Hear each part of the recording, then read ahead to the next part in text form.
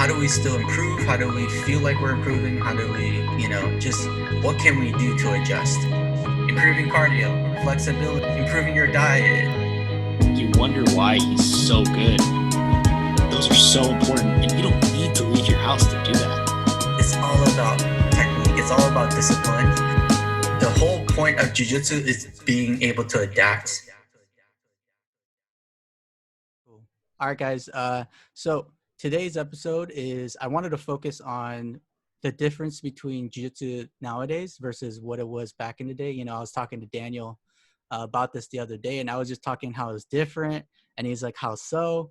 And I said, oh man, it was so much more savage back in the day. And I don't know if savage is the correct word, but it was different. That's for sure. And I have unique experience. So I started it in SoCal and I trained in Brazil. So I've got some experience. And then today we wanted to bring on Edsel. He's been doing jiu-jitsu for, I don't know, I think as long as I have. Yeah, and about 15 years. 15. Okay. Then around the same amount of time. Right. So, we came from Bay Area and SoCal, and those are pretty much the spark of jiu-jitsu in America. So we wanted to just walk down memory lane. And if you have any questions coming from your situation, because how you're coming up in jiu-jitsu right now, Daniel, is going to be so different from how we came up. And, there's so many generational changes. So I would love to just delve into this topic, have Edsel come in. He's got so much experience, similar, but very different in a lot of different ways. So that's what I want to do. So this is, I just want to welcome Edsel to the podcast, first guest of our podcast. He's a brown belt that trains with us, and he's also the teacher at Baem Jiu Jitsu here in Fremont.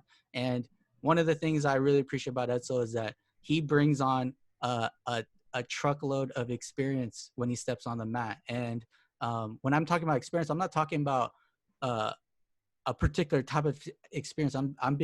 It's like a big category of things that accumulate to the stuff that Edsel's been through, that I've been through. So I have a lot of confidence when he's on that mat. You know what I mean? So I just want to welcome you, Edsel, and would love to talk about this stuff. Anything you want to say right off the bat? No, just thanks for having me on. Yeah. We appreciate it. Remember, I'm just a guest, not a special guest, like Dan said. When we were Okay, so I just want to start with what got you into jiu-jitsu. Like, what was it? Because I mentioned in other podcasts was I got into jiu-jitsu because I'll paint the picture. Think about early 2000s. I'm talking like 2001, 2002, where I'm the only Asian kid in Compton. Okay, and I went to a few different schools, and but majority of my neighborhood was Mexican. You know what I mean?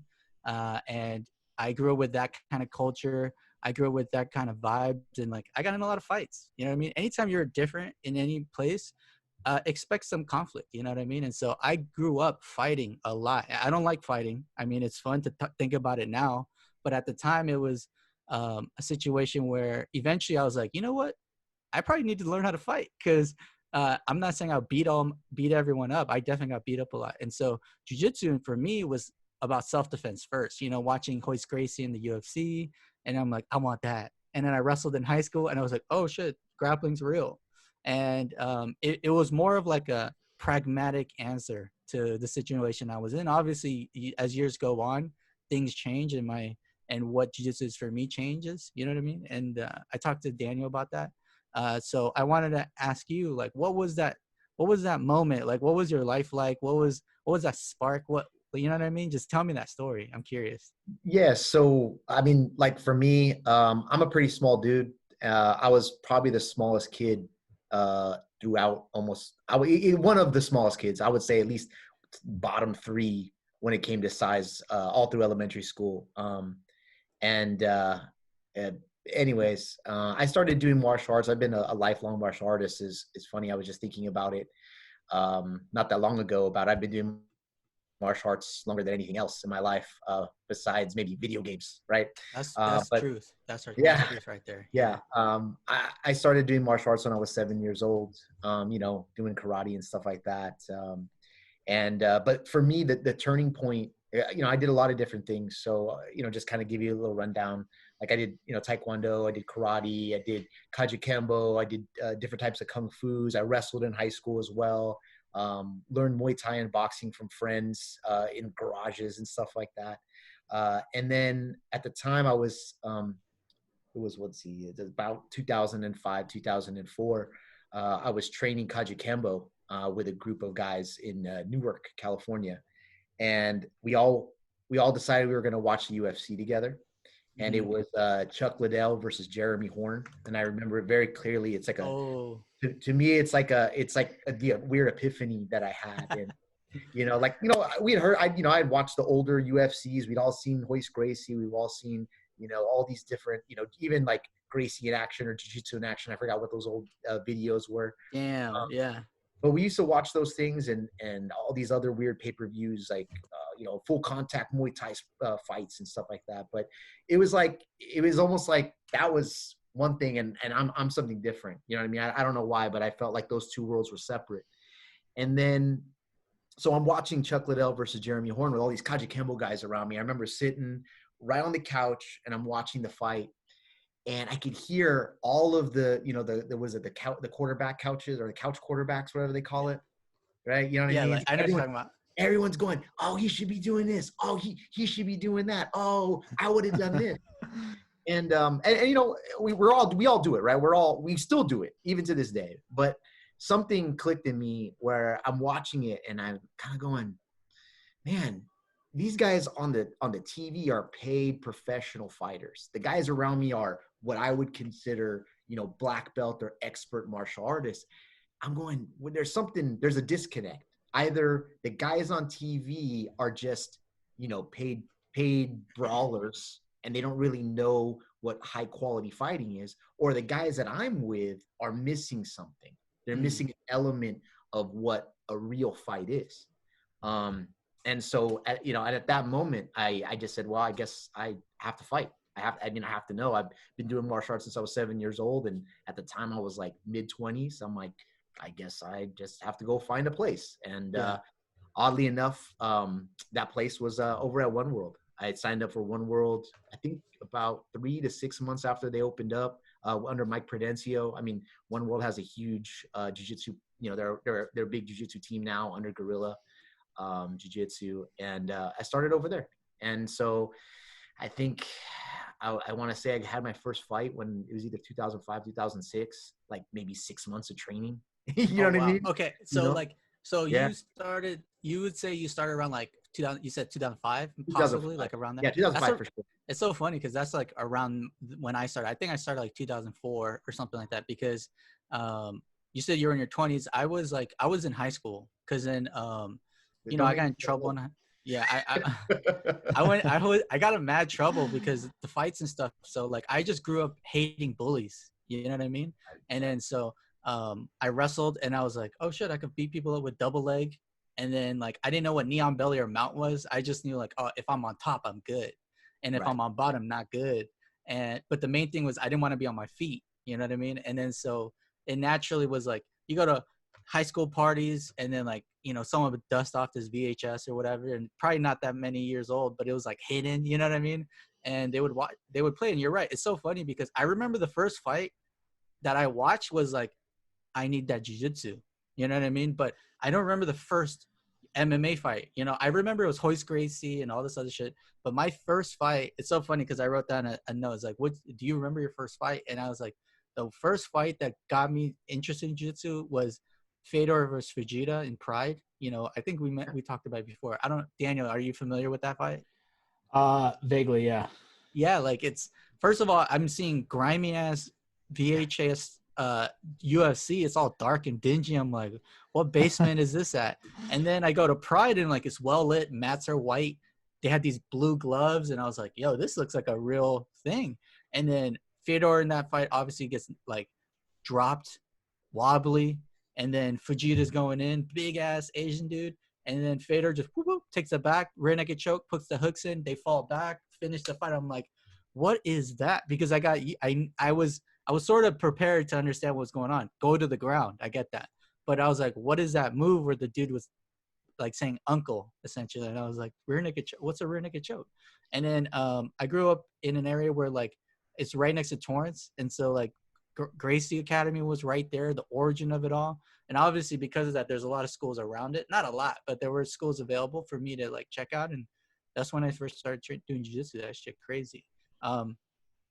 Okay, so Daniel, I want to ask you the same thing. Like, where does fighting fit in your life as far as like, oh, I'm just a fan of it, or like, you know what, you're right, like there is a part of me that thinks self-defense is something to prioritize. Like how does that fit with you?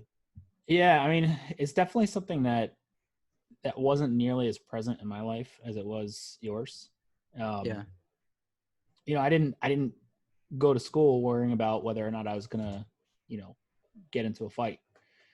You know, I've definitely been in altercations throughout the years, but ultimately, like what led me to jiu-jitsu, let's start with martial arts. Like there's always been that appeal of understanding the art behind it and understanding the actual skill. Yeah. Because anyone, you'd have to be crazy to look at any martial art and say there's actual skill and technique involved in learning that. You can't just go in and do it. You know, it requires practice and discipline. You and I have talked about this before, but jiu-jitsu specifically, I mean, it was interesting because throughout the years, you know, you see these other forms of martial arts, you know, Muay Thai. I know Edsel, you mentioned Kaiju Kempo. Yep. Like they're very flashy and very effective. Jiu-jitsu, in my opinion, is a little bit less so like on the flash, but it's so effective. Yeah. And I think that's really a huge appeal, or was for me, after sort of getting into it later in life. I didn't start jiu-jitsu until this year, and right. I'm 32 now. So I think coming into it later in life, you can sort of appreciate the substance behind, you know, what you're doing. And that's sort of what led me to jiu-jitsu. I think I just did the most research on it, and I felt like it was something that I could practice late on in life. Like I'm not the most flexible dude in the world. I'm not the most fit dude in the world, but like, you know, I can certainly, I can grapple. Right. At least I think I can. Yeah. I can learn. That's what's cool about jiu-jitsu. It's like, there's so many, like, you don't have to have our background or like our focus. Like I would say for me, it was like, I was looking for an answer to a problem that I was going through. And then, and for Edsel, it sounds like I was looking for an answer and he found a solution, you know, similar to me. Like I sort of discovered it. And when I tell people all the time when I'm teaching, you know, I've run in the mistake of giving everyone the answers, but unless they have a problem, none of that shit matters. Like if you don't have a problem, none of my shit I'm saying is an answer. You know what I mean? Yeah. So for me, it was one of those things that just clicked. Yeah. But here's a question for you, Daniel. And I think this goes into the heart of the difference, maybe back then to now, like how the approach is, but it's about realness. You know what I mean? Like I wanted a martial art that worked. You know what I mean?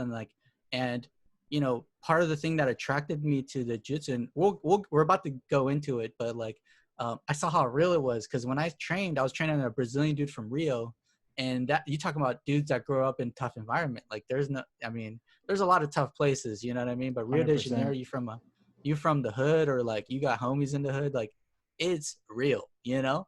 And that's why they like jiu-jitsu, because they can go out and make it happen. And we're about to go into some stories, I'm sure, about like the stories we heard, right? Imagine the generation before us, how crazier it was. But how much of jiu-jitsu is you're attracted to the fact that there is sort of, I don't want to say legitimacy, but there's like this realness to it where it's like, yeah, not a lot of flash, but there's, you know, what you're going to learn is effective. You know what I mean? Yeah, that's a really good question. And I would say the majority of priority in my mind is the fact that it is so effective. Yeah. And I will say this, even after just the couple of months that I was, you know, that we were open and, you know, we were able to spar, every single sparring session, I felt like I walked out of there a little bit more confident and a little less, if somebody were to come up to me and actually like try something, that I would feel less anxious, engaging.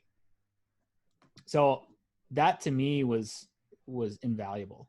Like just the confidence that it builds so quickly. Yeah. Because this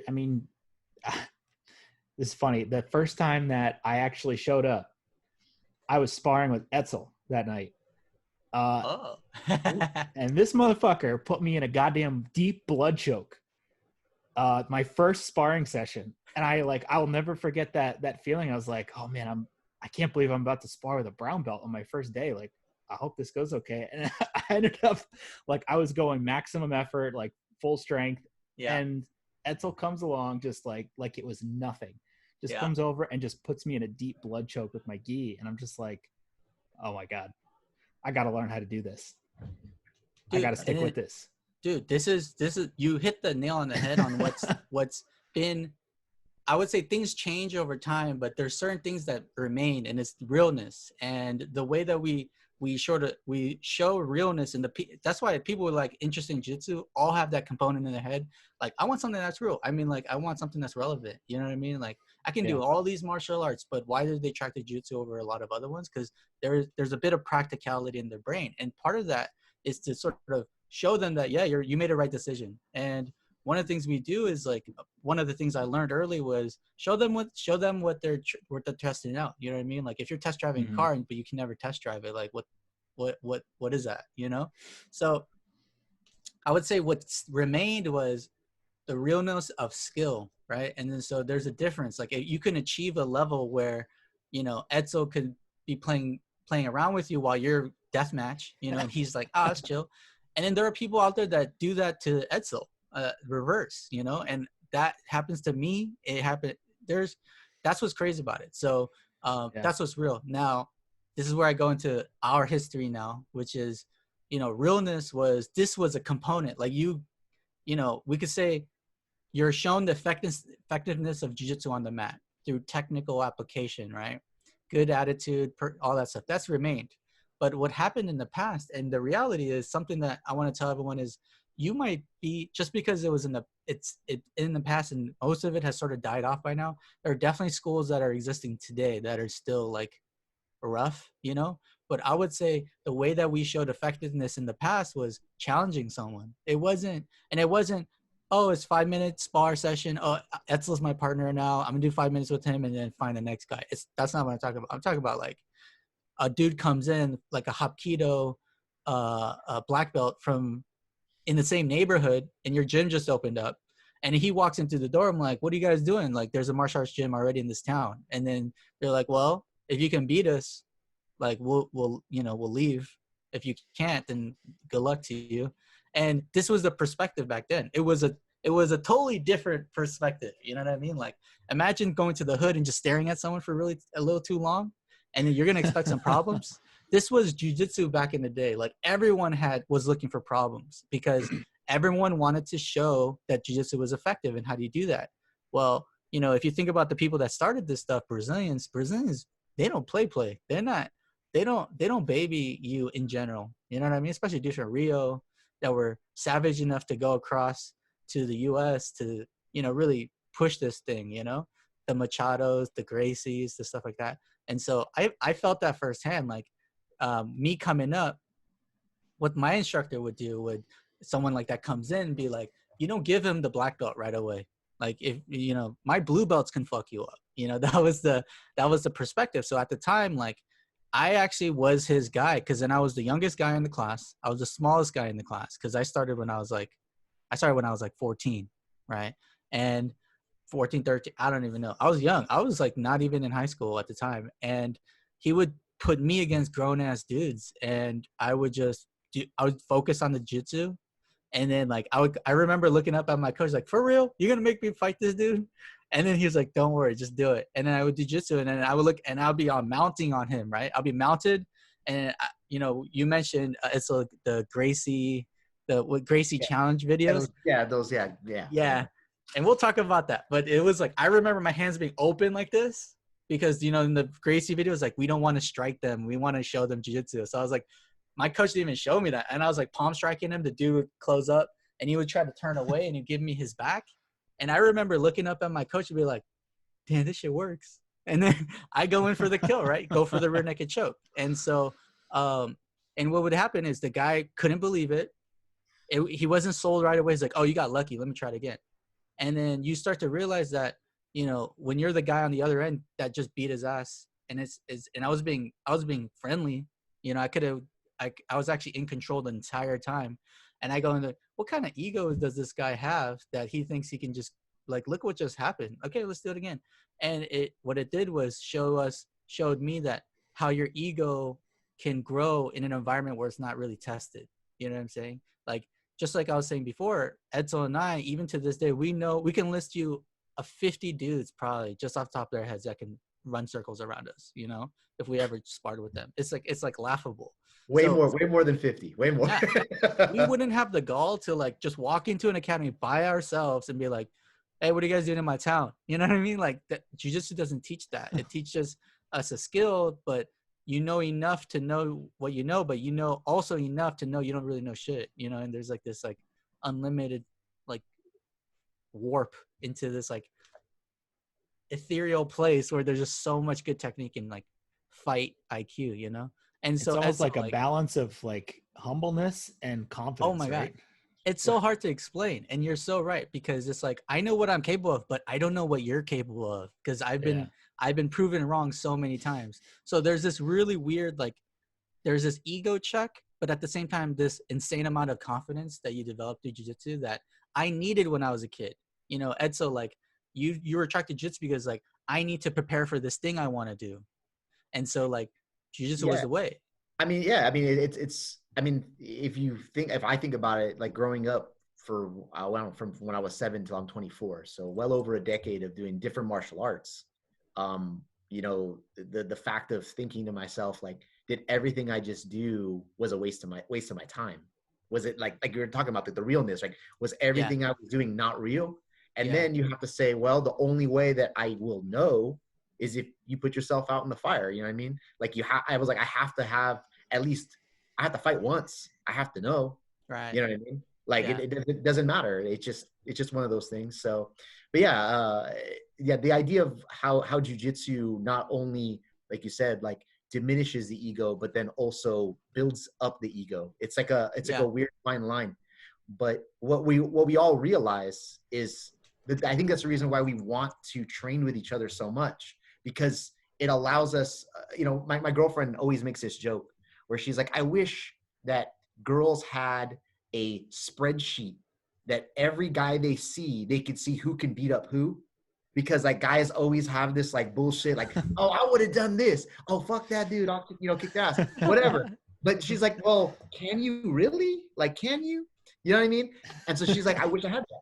And I think in a lot of ways, like guys, we want that too. But like, we don't really want to have to act on it, but we would like to have that knowledge. And I think jiu-jitsu gives us that knowledge to be like, oh no, that dude's a badass. I'm not going to fuck with him. You know what?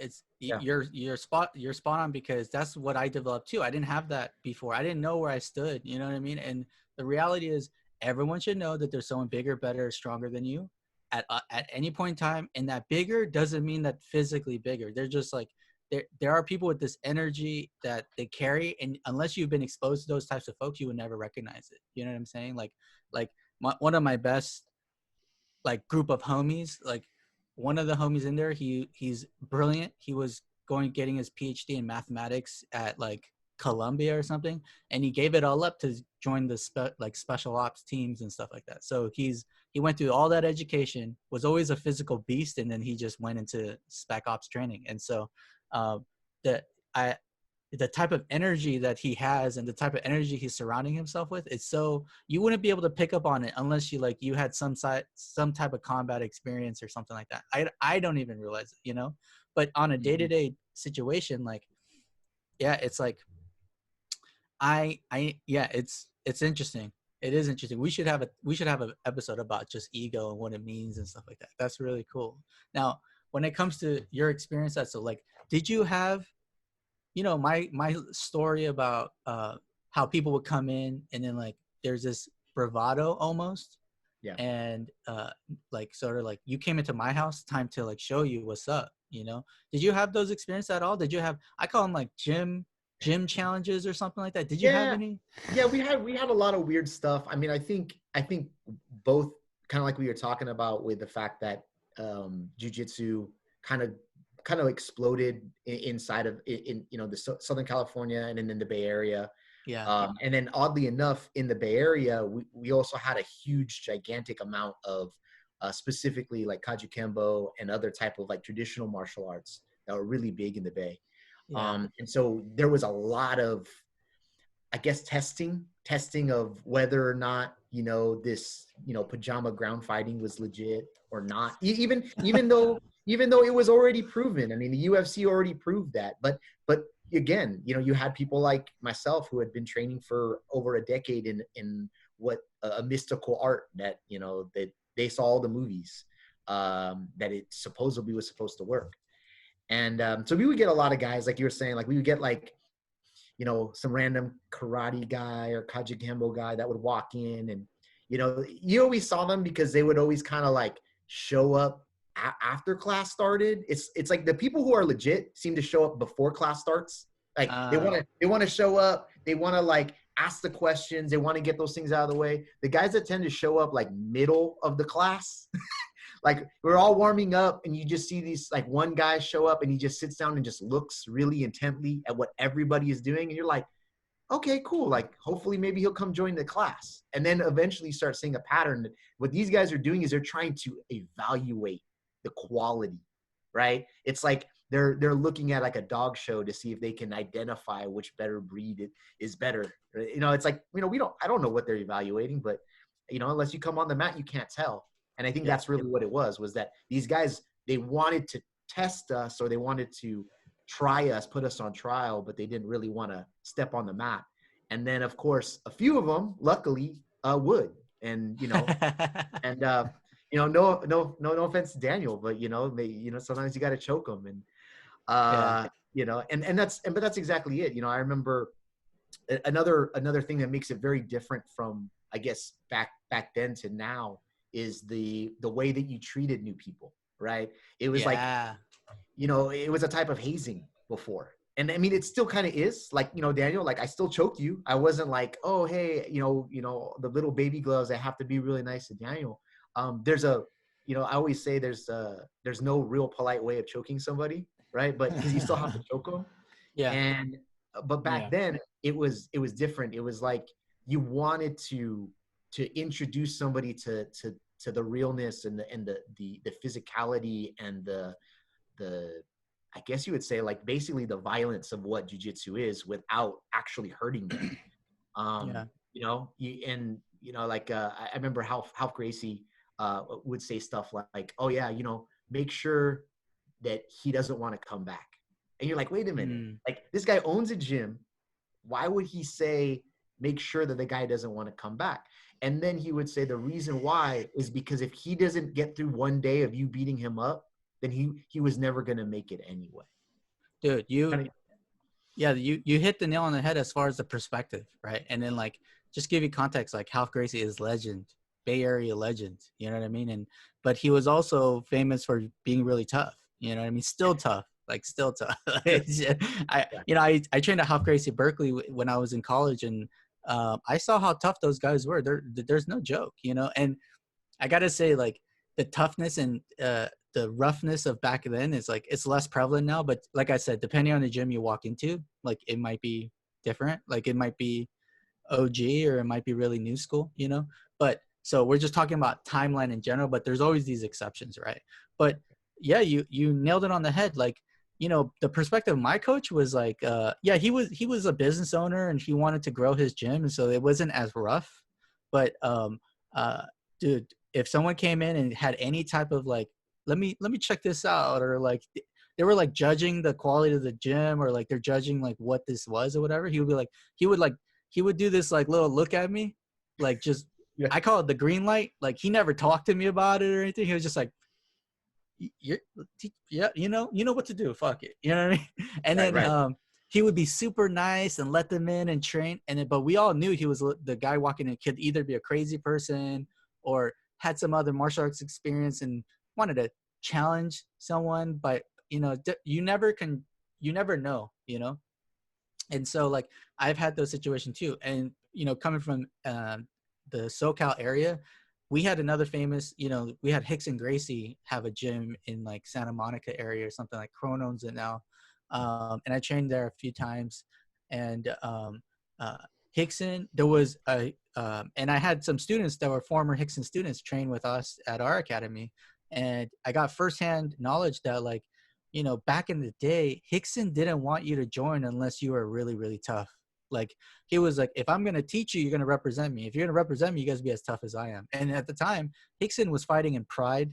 Hickson was fighting like everywhere. You know what I mean? He was like top of the top, like MMA fighter. And so what ended up happening was the majority of the guys that were joining gyms at that time were like thugs. Like they were like bullies or whatever, and they wanted to learn how to be bigger, better bullies, essentially, right? It wasn't the common thing, but it was a thing for sure. And so like when you go to jiu-jitsu tournament, and I'm sure Edsel can speak to this, like when you walk in a tournament and you saw certain people with certain types of t-shirts on, you'd be like, oh shit, don't even talk shit. Don't even, you know what I mean? Like stick to your team, because back in the day, like if you said something or whatever, like there might be straight up fights in the stands, you know what I mean? And like, this is the perspective that was different back in the day. And like Ralph Gracie is the leader of that. I feel like he's so strong in his mind to be so like he had a very clear, if you're not going to fight, you're not going to get black belt. You know what I mean? Like that kind of stuff. And in SoCal, that was definitely the case too. It was like, it wasn't that rough, but like everyone was out to prove themselves, you know? And that's the difference, you know? The difference between then and now and that in this particular subject is, you know, we don't prove ourselves through intimidation or outworking everyone. I remember when I used to go to gyms when I remember first time, like just visiting a school because I was in a different town for the day or whatever. Like their whole thing was, we will show you how good our school is by making sure that you don't make it out of this class. You know what I mean? Like that's how we're going to show you how good our class is. Nowadays, it's like, we're going to show you how good our class is by showing you, giving you technical instruction and being really friendly and showing the family vibe and like treating you like family, even if we don't know you, and like stuff like that. It's so different, but the premise is the same. We want to show you how effective this is. But that's a perfect example of how different it is nowadays. You know what I mean? Yeah, I got a question for both of you, actually. Yeah. What do you think was the catalyst that changed that? Like, there's clearly a difference between the two time periods and the two perspectives, but like, what changed that exactly? Why did it change? So I think we know. Well, I believe it's a couple things. I believe it's multifaceted. It's not just one. Of course, you know, just like anything, everything's a business. Everything comes from money. And so I think initially, once people started seeing real money, like continuous, like not necessarily like wealth or anything, but like just like a steady paycheck, I think they started realizing that that they didn't have to be as like kind of like how Denney was saying, like you don't have to rule through intimidation. You don't have to rule everybody on the mat. You have to, you know, you can be a friend and a mentor and help them grow physically through jiu-jitsu without having to actually have a very, I guess, physically domineering environment. And then also the other thing is the popularity of UFC. I think the popularity of UFC made it so that more people wanted to train. It wasn't just, you know, the lifetime martial artists. It wasn't just the you know, the homie on the street who is trying to make a buck because he can't do anything else besides, you know, maybe he could throw good blows or he could take a shot. So he's like, hey, you know, maybe I'll try this whole fighting thing. You know, it's just kind of like how a lot of people in low income areas kind of make their way to, you know, to make money, right? They use their bodies and their physicality. And I think once the UFC started getting popular as a sport, people started seeing jiu-jitsu in a different way. And then I think, Daniel, you're one of the newest types, in my opinion, like the newest breed of jiu-jitsu people. And that is going to be the I guess you would say the intellectual or professional who seems to have either heard it through a podcast or seen it in a movie or whatever it may have been, and is seeing it now from a different point of view, where they're like, oh, this is a high level problem solving. Oh, this is a lot about how to deal with stress or coping, altercation and disagreements, right? I mean, our whole world is now filled with disagreements, and jiu-jitsu puts it on a real level for us, to allow us to deal with differences and altercations and violence towards each other, but in a weird, controlled, nice way. Yeah, dude, you put it great. I'll add a couple other components to that. Like, I completely agree with you, Edsel. Like, yeah, sometimes it's just demanded by the market to like ease up.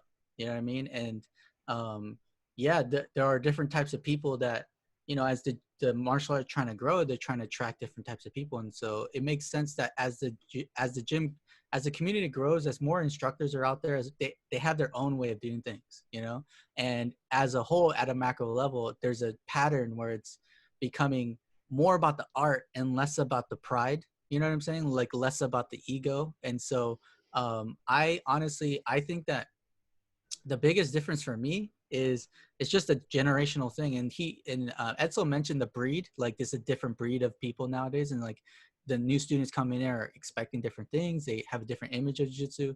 And think about the people that in the late 90s, if you heard about jiu-jitsu, is because you heard like, this is some badass, like I'm about to be, you're going to learn to mess someone up. Like that was the thing people heard. And so it attracted a certain type of people. Right.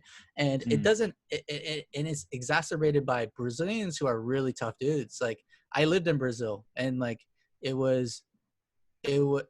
and my instructor, I was like, I see my instructor everywhere, dude. Like, men were men and women are women. And like, that statement, it's like in Brazil, they take pride in that. Over here in different areas, it's seen differently. Like, and I'm cool with it. Like, I'm American first.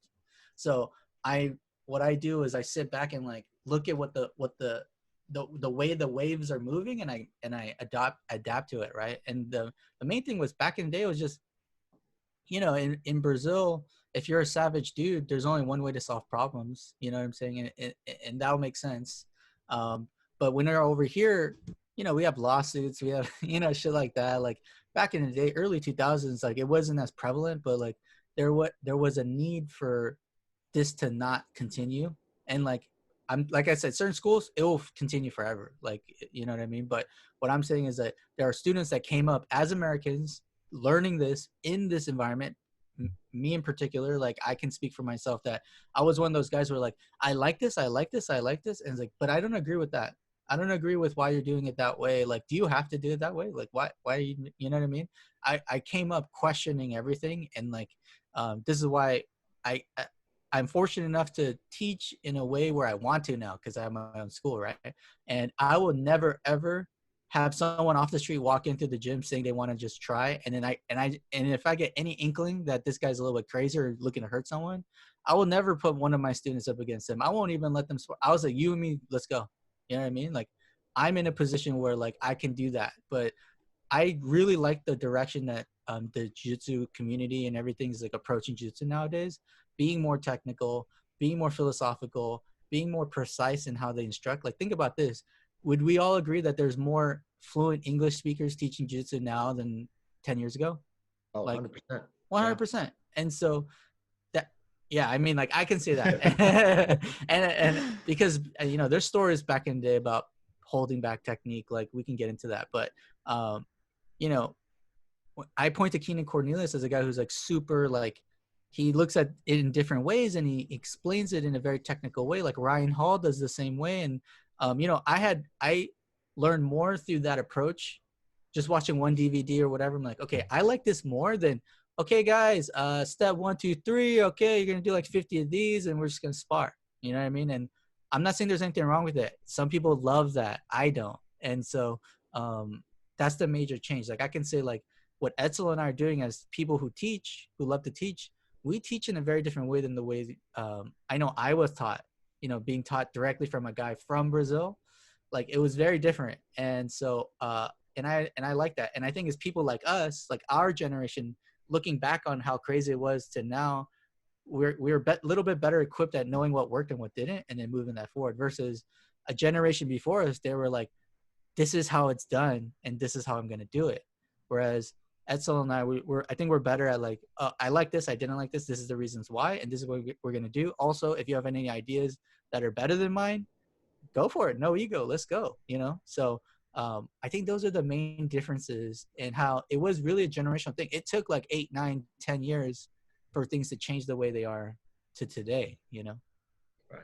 Yeah, no, I remember I was listening to a podcast with Gracie on it. And Croyler was saying that when him and his dad first came to the US and opened up their gyms, they were kind of, teaching everybody kind of like the old school way where, they were yelling at everybody and belittling people and getting upset when people couldn't handle the beat downs or the exercises, whatever it may be.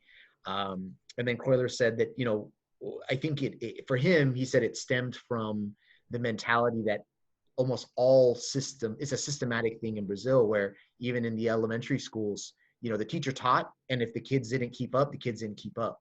Like it's up to the individual to keep up with the instruction, not the other way around, where we have to make sure that, it's like that no kid left behind type of mentality that certain, places tend to have.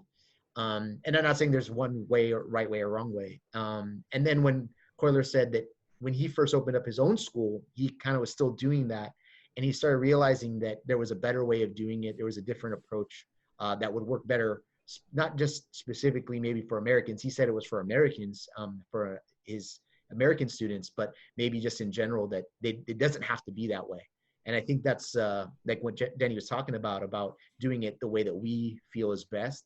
I think it's just one of those things where it's like kind of just taking the time to look at what works in other systems and in other environments, and not just jiu-jitsu, and saying, well, how do these people work? Like, let's say if it was basketball, if it was baseball, if it was, I know you guys have done culinary, if it was a culinary school, there's always going to be an authoritarian situation, but possibly it could be perceived or positioned in a different way. And I think that's just kind of the idea that Croyler was talking about, was that if you can package it differently, it's not going to necessarily degrade or water down the jiu-jitsu. It could just be perceived or positioned in a different way that's better. Yeah, that's an interesting concept of like watering down jiu-jitsu. Like this is always something that's relevant to everyone from the beginning. You know what I mean? Because if you look at most martial arts that's been around for a really long time, the people who started it and the people that are practicing it today, it's gonna look different no matter what. You know what I mean? And so like the new generation of instructors, and there's guys that are just really running with it about how to effectively approach teaching. But my way of doing it is like I pick and choose. Like like I said, I like that, I don't like that. When I say I don't like that, I'm saying it doesn't. I can drop it and not water this sport down, because I love this sport so much. I want it to be as effective. I want it to be more effective. I want us to make it more and more effective, not the other way, where a lot of traditional martial arts, it's almost to the point where, like Taekwondo, like you can't punch a dude in the face in Taekwondo. You're not allowed to do that. And it's like, I can't believe that was a thing. Like maybe there was some historical context, but like you can't punch a dude in the face. Like for instance, like in I talk about context. So like, just a quick history lesson is jiu-jitsu was, Edsel Gracie is the guy who's coined as the guy who founded jiu-jitsu. He was a smaller guy, and he was taught jiu-jitsu. He was part of a family in Brazil. They helped a guy from Japan who was instructed to spread judo to the rest of the world. They helped him out because he crashed his ship or something like that. And in exchange, Maeda, he taught the Gracies what judo was, but he didn't call it judo, he called it jiu-jitsu, because there was some political issues with it, because he was not allowed to teach it to just anyone, And so the Gracies were really tough guys, and Edsel was the smallest guy of the brothers. And then he used leverage and he used all this to be more technical, right? And birthing Brazilian Jiu-Jitsu. Well, the way that they taught it and it spread the martial art was going up to people and just challenging the fights. That's just what they did. Like they would call out, they would have prizes for people that could beat up a Gracie. You know what I mean?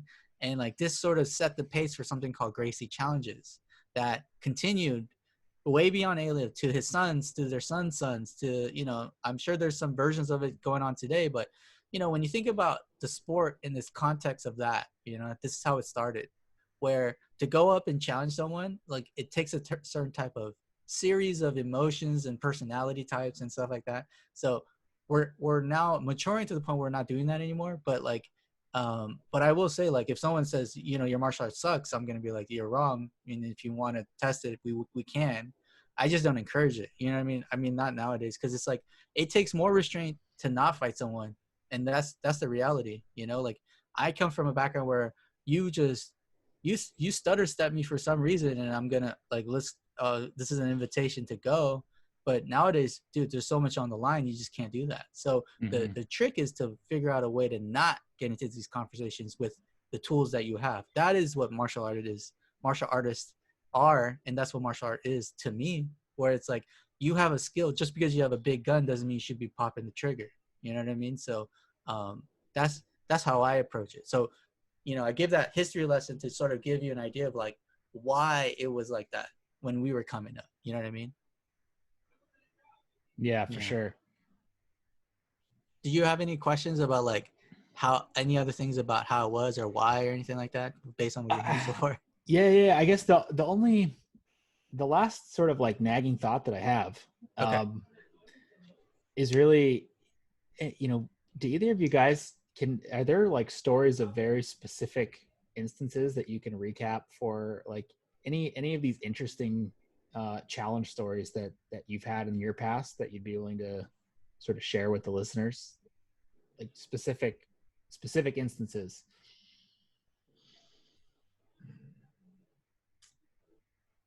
Denney, if you want to go ahead and do one, I'm trying to think. I mean, it's like, you know, when I think about my experiences, it's like, yeah, I've had fights in the gym, definitely. Like, you know, we talked about ego, and the reason why ego is such a major topic in jiu-jitsu is because we wrestle our ego every second we're in that motherfucker. You know what I mean? Like, especially back then, right? So like where I grew up and where I trained, you had gangster ass Samoans come through. We had a lot of Samoans on our shit. We had a lot of cops. We had a lot of Mexican like gangsters and stuff, like thug dudes. You know, they might not be officially affiliated, but yeah, they would say stuff like you. Like I'll give you an example, and I actually talked about it like recently, which was I had this guy, and he was my age, and like we went to community college together, but like we didn't like go together. Like I've seen him before around, and I've said what up or whatever, and then I find out he trains at the same school I do, and so there was always this like rivalry between us. You know what I'm saying? And so like this story is more about like how ego can flare up, and like and how this is why it's important to like handle your ego. But he was a young guy, Mexican dude. Like, I mean, I'm from the hood too, so like we spoke the same language, and like we were both a little bit rougher. But the only difference is I did jiu-jitsu longer than he had. You know what I mean? He was probably like 4-stripe white, and I was like damn near going on my purple belt. You know what I mean? And you know, at that time, I was, you know, as you get better in jiu-jitsu, I can understand the mindset he goes. He's like, fight hard. That's, you know, train hard. Let's get, like, if you want to get the most out of your workout, you work out hard, right? And so, like, that's his mentality. But at my mentality, I was, like, totally different headspace. I was like, okay, today I'm going to build up my side control top position, right? And I'm going to focus on these underhooks and overhooks and just, like, switching the hips. And I had a very different mindset as a almost purple, right? And so we're training, it's sparring time, we're going hard, you know, I'm a little dude and I'm on top, you know, I love top side control then and now, and I wasn't moving, like I wasn't going to mount, I wasn't going to north south, I was just trying to maintain position, building that as a skill in and of itself. He looked up at me and he was like, is that all you're gonna do, bro? Is all you gonna? So he started talking shit, right? But like we were friendly to each other, like he's from the hood, we're same age, you know, and I'm just like, yeah, I'm gonna stay here. I'm gonna stay here as long as I possibly can, bro. I'm gonna stay. And then we were just going back at it and not knowing that he was fuming. Like he was so mad, right? And then he started bucking hard, big oompas, And all I did is pull my head down, buried into his chest, drove the hips, and we're like, as you walk into the gym, there was big mat space and then the changing room in the back. And we're like right in the front. So when you walk into the gym, like there we are sparring, right? And then I was like, that's all you can do, bro? Like, that's all you can do? Like, you all you gotta do is get me off. And I'm gonna stay right here. And then, so that was me being a dickhead, right? And like ego, obviously on my part. But what he proceeded to do was started bucking like a fucking horse. You know what I mean? He was just blah, blah, blah. And then as he was pushing me, I was like elevating. This is what, one of the things I teach in jiu-jitsu class nowadays is when someone does a big oompa, when you're in side control, there's an opportunity to go knee on belly. So that's where I actually discovered that, because he was bucking me so hard. I was like looking over his body, and then, and I didn't want him to move. And this is where I was like, yo, this is a great opportunity for me to like practice knee on belly. And then, so I did knee on belly on him. And one thing that happens when you knee on belly someone and they're shrimping and you're good at knee on belly, you'll just like walk across the mat, right? We get into this altercation. By now, everyone stopped training. They're like, what? Because we're like yelling at each other, you know what I mean? And like slapping the mat, and like we're doing all this crazy shit. And we're up against the wall now to the other side of the mat. Like usually this happens, all right, let's reset, bro, whatever. But when something like this happens, I mean, shit happens. And so I got him kinked his neck up against the wall, being like I'm at the point where if I let go, he's going to start swinging. So I was like, I'm not letting go. Like, this is what jiu-jitsu is about, like protect myself.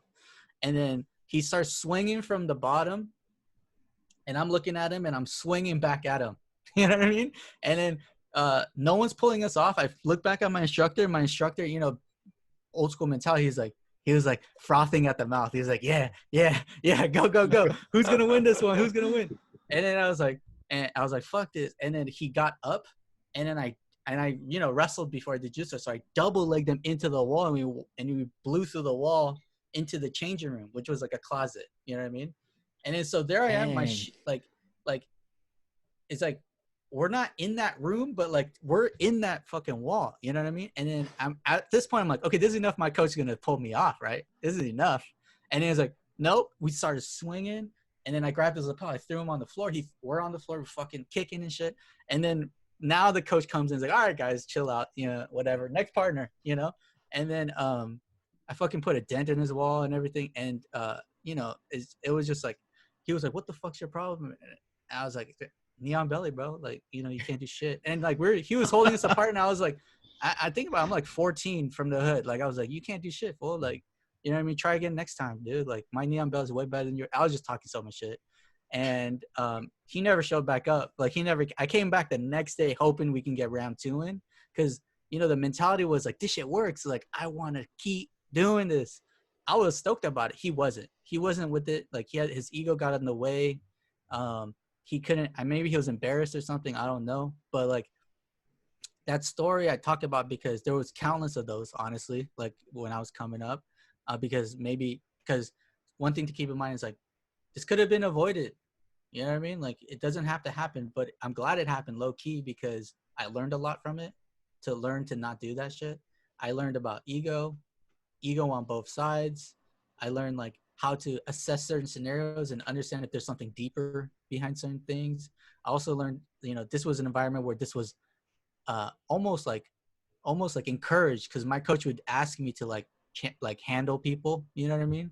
And like, to see this, it was like, oh fuck yeah, this is what jiu-jitsu is about, you know what I mean? So this story was like encompasses all that stuff we talked about today, And I was like, and I walked away like, I don't want that to be something encouraged at my school, for sure. So like, that's not something I'm with. When someone has an issue, I will stop them mid roll and be like, yo guys, like, what's up? Like, talk it out. Cause this is not, you need your teammates. Like, at the end of the day, I lost a teammate that day, you know what I mean?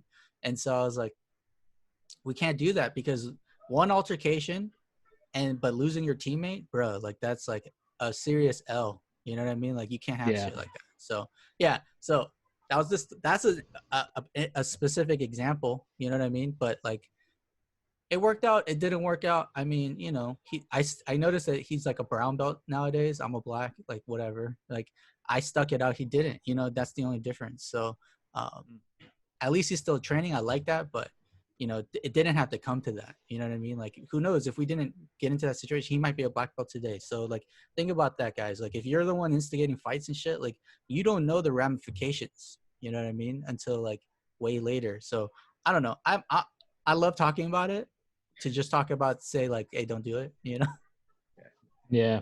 For sure. And so you got That's some a good fight stories? story. Yeah, I don't think anybody in mine went through a wall. I'll tell you that. I would say for me, like, one of the things that I specifically remember, I think maybe because I took something away from it myself, was this guy came into One World one day, and kind of looked like Josh Barnett. You know what I mean? Like, kind of heavy baby face look. I don't know if you know who Josh Barnett is, Daniel. But if not, look him up when you get a chance. He kind of looked like that. Legend.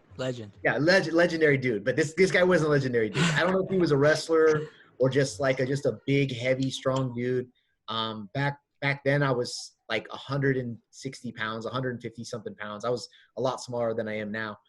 And I remember we go through class, and I don't know when he showed up, but he went through the warm-ups. I remember he was having a hard time because, we did a lot of Half Gracie style warm-ups. Our warm-ups were like, they're tough. 45-minute long warm-ups. So we have 2-hour-long classes. The first 45 minutes is warm-up. It's not easy. I remember the dude just drenched in sweat. He's a heavier dude, so he had a lot of sweat, but whatever. It is what it is. And for some odd reason, Mike says, "Hey, Edsel, go with the new guy." I'm like, "All right, sure, whatever." And that was another thing too. What belt were you at right now? Like, it's in my first year. It's in my first year. It's like, I'm still white belt. It's in my first year. And that was the other thing too, is that back in the day, they made everybody roll on your first day of class. Like, Daniel, like you did, but you had like a gi. You came in prepared to come to class. This guy, I don't know if he got a loaner gi or what. I don't even remember. I was a loaner gi from Denney, actually. Oh, okay. Oh, all yeah. Right. But, make sure you look good. Yeah, there you no go. belt, though. No belt. It's all right. That's the only reason why I was able to choke you. No belt. It's just, that's the only reason. It was accessible. But no, this guy, and so I start rolling with him, and instantly he just mauls me, he just blankets me, and man, driving his shoulder, driving his elbow in my face, and usually, like, right off the bat, right now, if we saw somebody, I know me and Denney, if we saw somebody getting their elbow, like the top guy's elbow smashing the dude's face, we'd just be like, hey, settle down, chill out, bro. Like, that's like we want to show physical dominance, but not like that, right? We're gonna explain to you how to do it the right way. But anyway, so this dude's just like elbowing. I remember I had a fat lip, and the dude outweighed me probably by at least 50 pounds, if maybe a little bit more. He was a real big dude. And eventually, I think he was a wrestler because he exposed his back eventually. So, like, through the whole tussle of just getting smashed both by his forehead and by his shoulder and by his forearm and elbow, I make my way to getting to, like, that, that half guard with the underhook. I make my way to the back, and I get on his back. And I remember I was small enough to fit. He was big enough that I could fit all the way on his whole back, like a backpack. You know what I mean? And I get one arm under his chin, and now I'm pissed because, like, my face is all beat up. I'm fucking exhausted. I don't know how much time is left on the round. For all I know, back then, like, Mike probably just let it roll as long as he wanted it to. Then he'd just tell us to switch. No timer.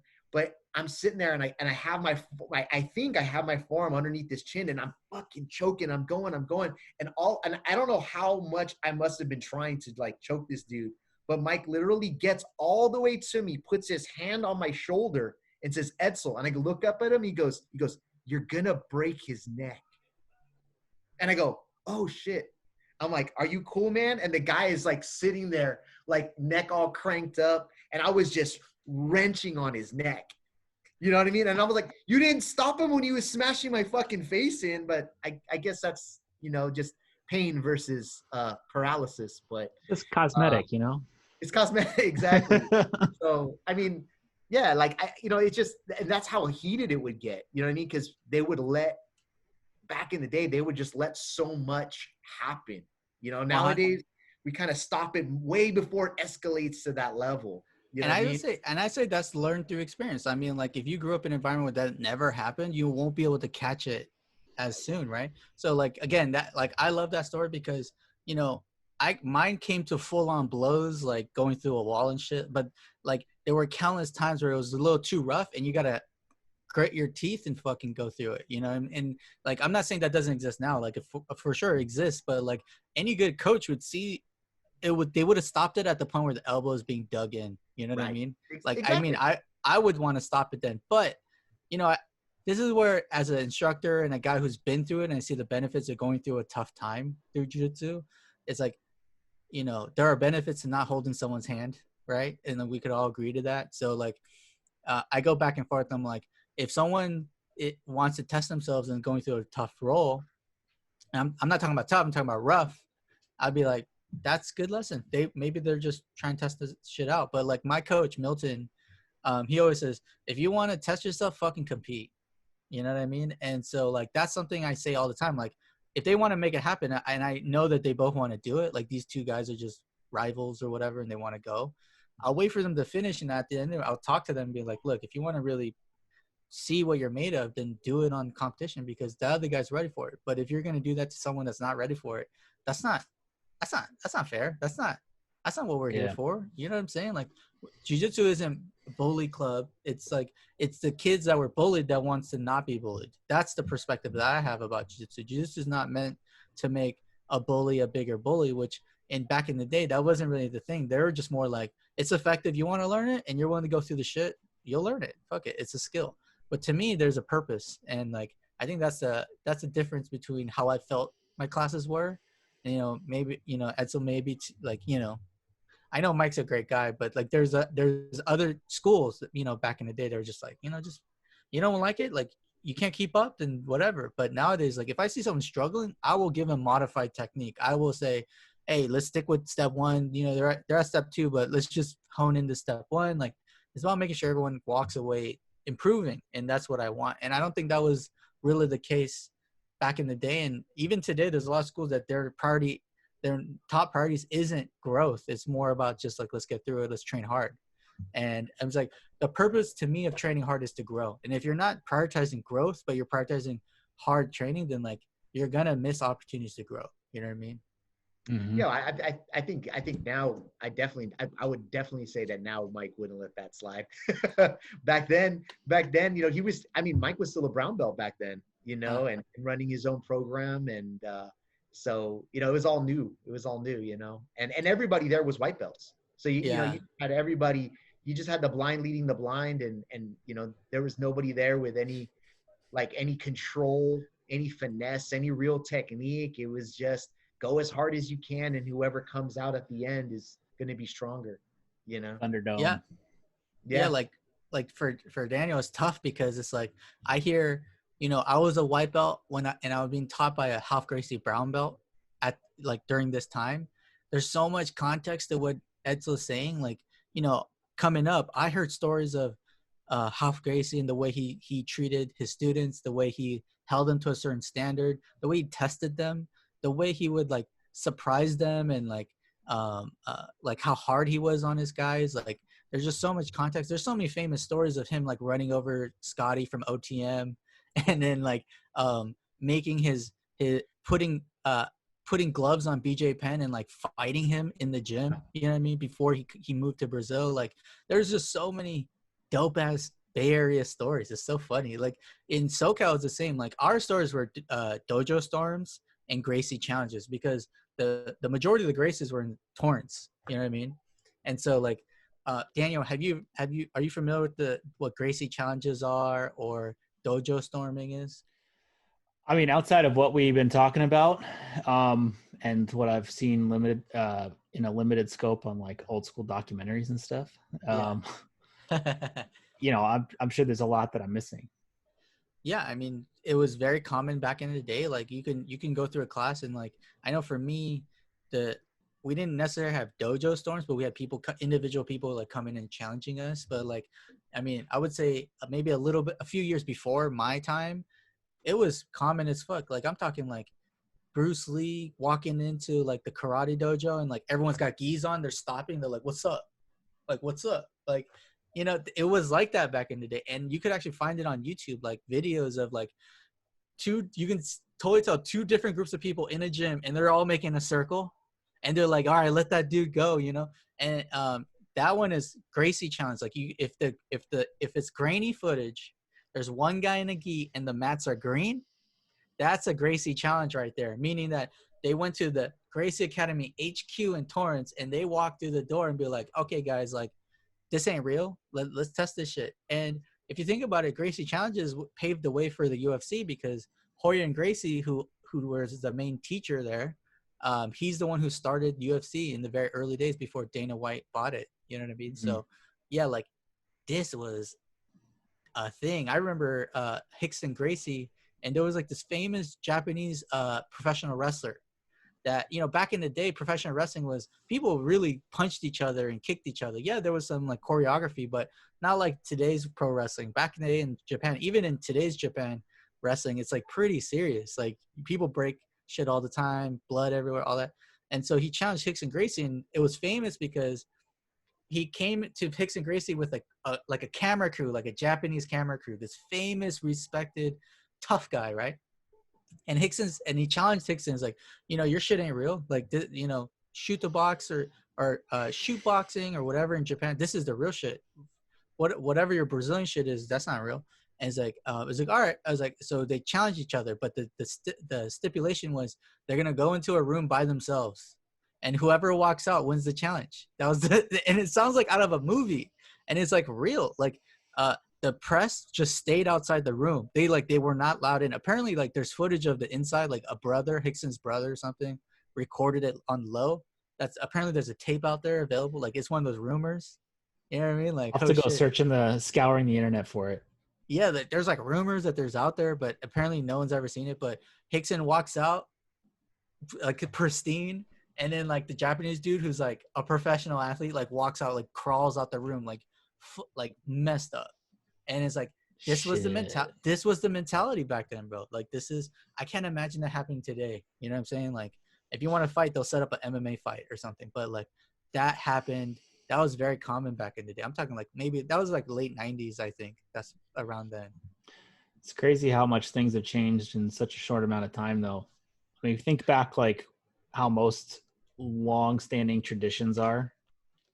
I mean, for it to change that quickly, that's crazy.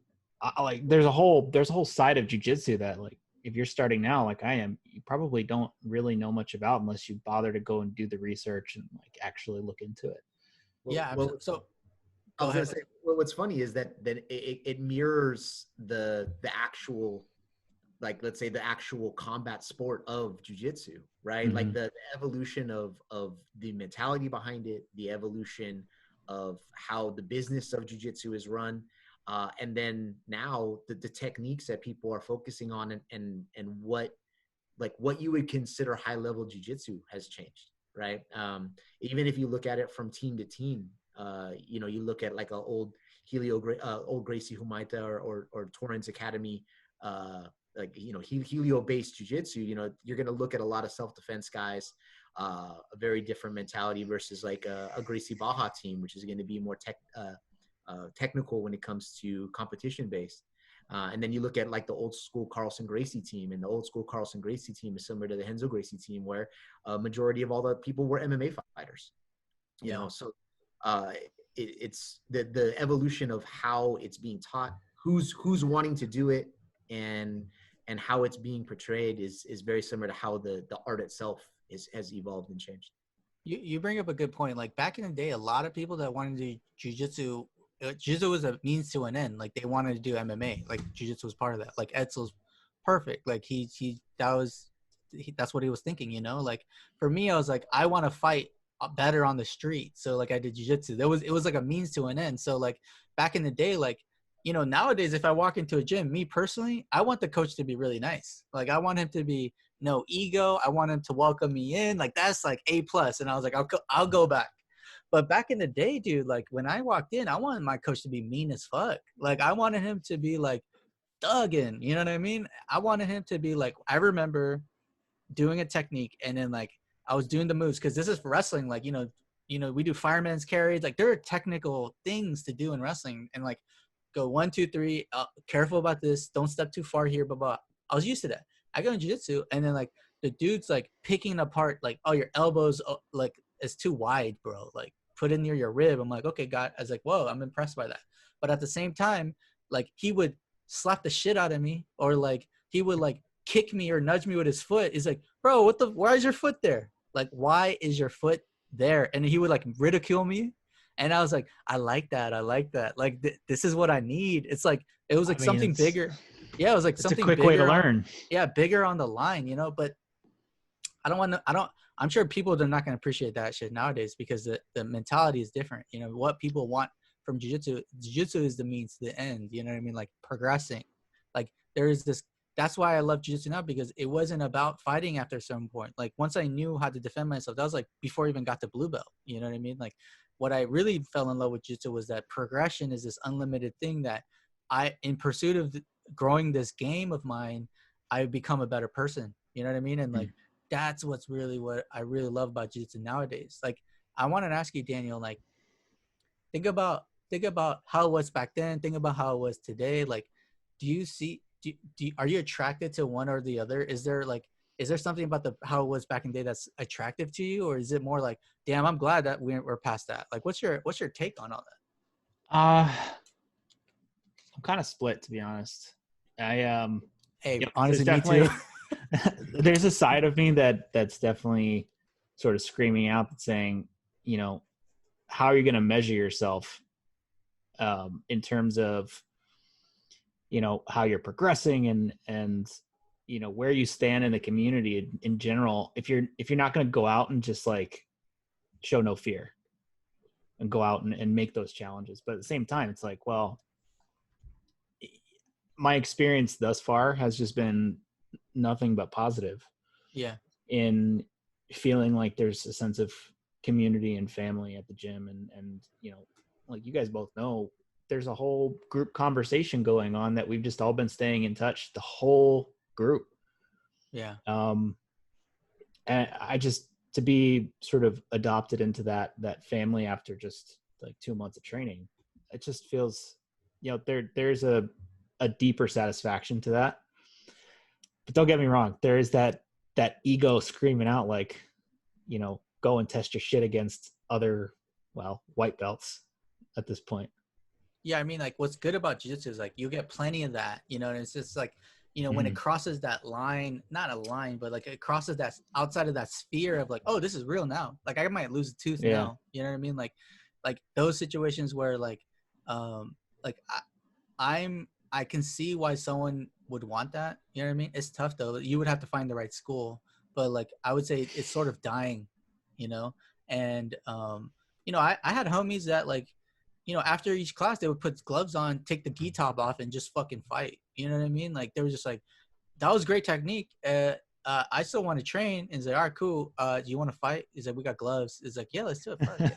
You know what I mean? Like, let's do it. And I can't tell you how many barbecue backyard fights I've been. Because at a certain point, you know, there was a time in my life where I moved and I didn't have a job, and I was going to like, I took a loan to just live somewhere and like go to technical school or whatever. And I made money to eat by fighting dudes. And like I was a blue belt, still a ton of ego. During the day, I would talk shit to my homies. And during the night or the weekends, we would fight it out and put money on the line. You know what I mean? And so like, I don't know if that's common nowadays, but I feel like it was common back in the day. Like, half the people in the gym were like down to fight, you know, they were like looking for it. But what's good about today is you get plenty of that test, that ego test, that skill test in sparring. Like, that's what's great about sparring. Like, my favorite part of jiu-jitsu is the spar. But being more technical and approaching it that way, you realize that like, you need the full class. Like, you need the technique, you need the sparring. If you want to do anything more than that, figure it out.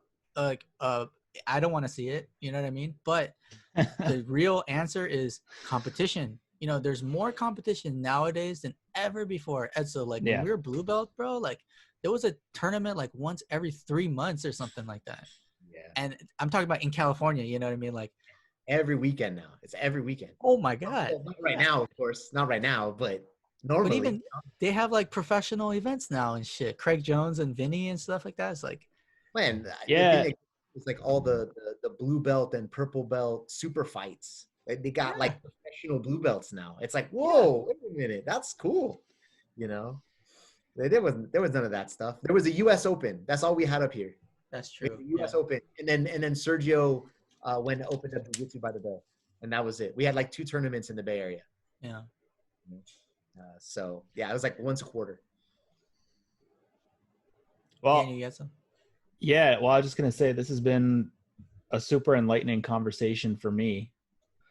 That's all. I hope you enjoyed this conversation as well. I really appreciate you coming on. I know Denney does too.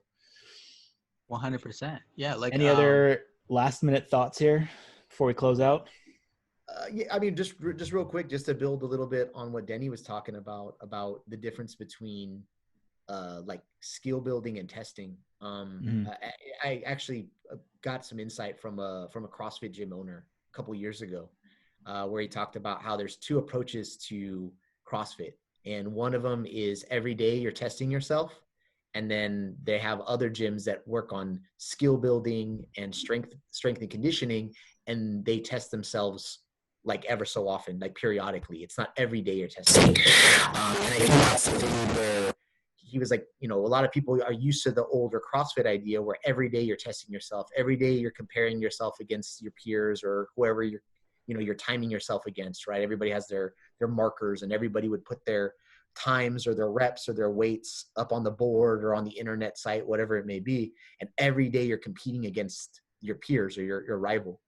And he said the problem with that is that people don't stick around, because you build really strong guys or girls. The people that can live through that, you know, environment are going to become strong really, really fast. But a lot of people who had the potential to become really strong ended up falling out because they got injured, or they got burnt out. And so he felt that having the balance between skill building and testing yourself was kind of up to the individual and up to the coach to identify what the right path for that athlete was. And so I think, like Denney was saying, like, if you need more, you kind of need to find that out on yourself, on your own, you know. And definitely, I think the idea of either choosing to compete or even fight MMA might be if you need that extra level, you need that, one up. I think that might be the charge that you need, or not necessarily you, but anybody. But yeah, no, that's all I wanted to build on what Denney was talking about. Yeah, and that's I a just great want to point.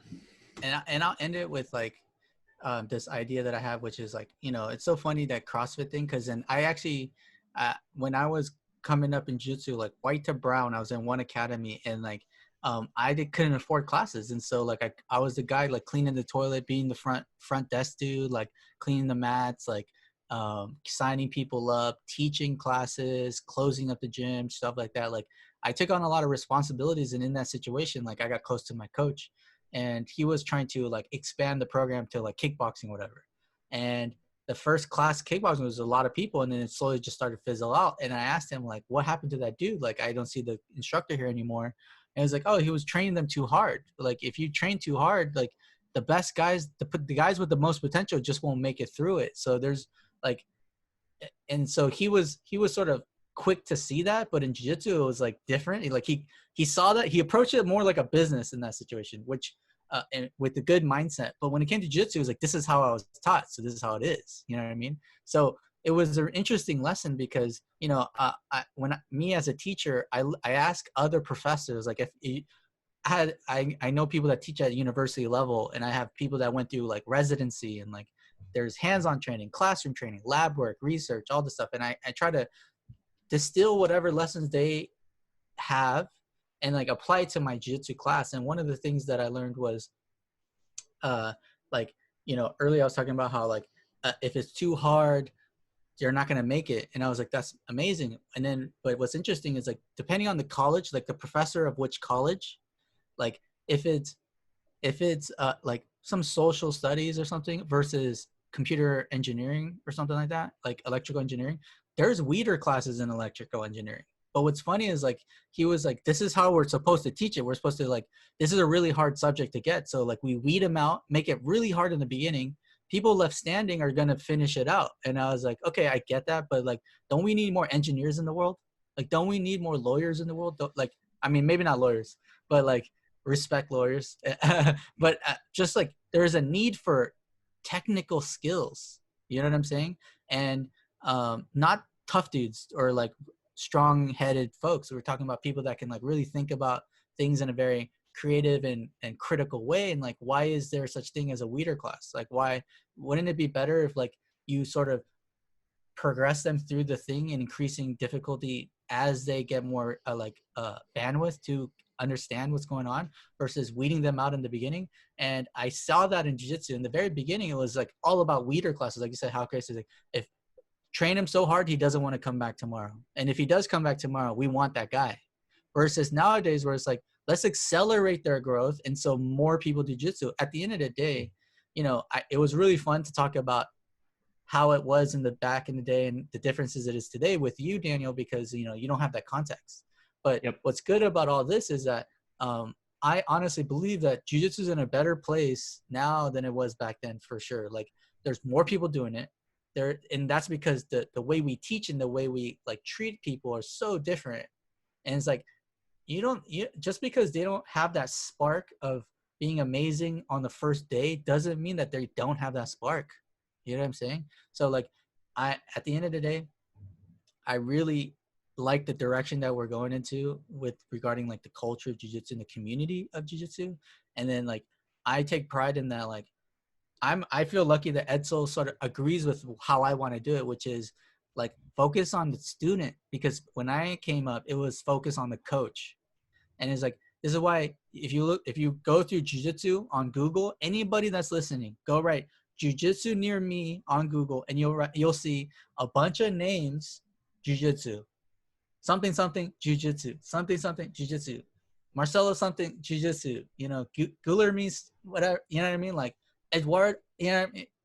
You know, it was coach centric, but the reality is like, the way we're heading is student centric. And this is why I don't have my name on my gym. Like, people ask me like, why don't you make it Denney Jiu Jitsu? I was like, has nothing to do with me. Like, it has nothing to do with me. It has everything to do with the team. With no team, there's no jiu-jitsu. So it was fun going down, reminiscing a little bit, but I'm so glad that jiu-jitsu and we can be a part of that, of growing and maturing jiu-jitsu to the point where students are the focus. Because as long as the students are the focus, jiu-jitsu, it guarantees jiu-jitsu success, because it increases the chance of us really spreading this martial art. And, you know, this podcast is part of that. You know what I mean?